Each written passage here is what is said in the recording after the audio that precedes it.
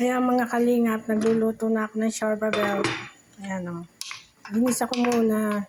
Sama-sama na yung manok, gesar, patatas. Ginas ko yan. Tapos, nagaano naman tayo ng gatas. Kailangan siya kumulo.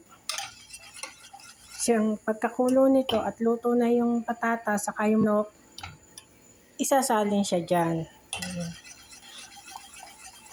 Pero titimplahan mo na yung manok. Yan. Ganyan ang pagkaluto ko ng shorbabel. Pero hindi lahat ganyan. Meron naman kasi yung iba, biniblender nila. Eh ako, ganyan ang ginagawa ko. Hindi pa siya nakulo.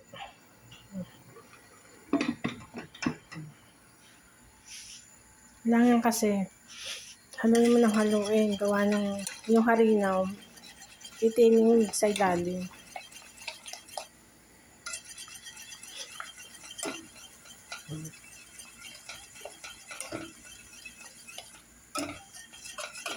Yan, tanghalian na nila yan.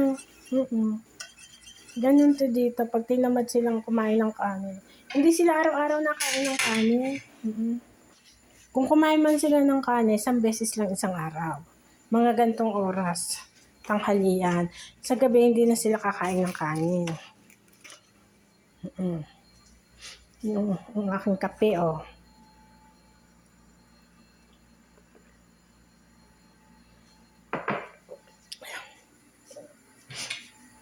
Pag sa gabi, burger na, gano'n, nuggets.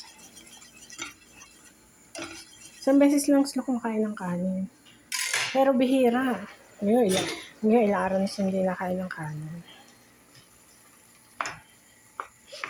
At kulo na. Hindi kailangan maraming tubig kasi isasalin yun eh.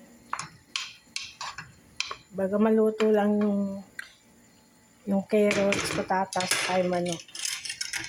Pero kailangan templado na.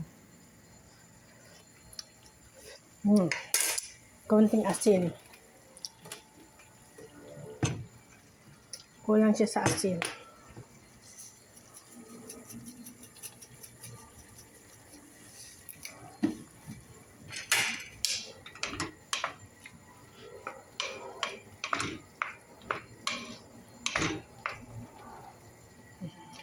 Hindi pa luto yan.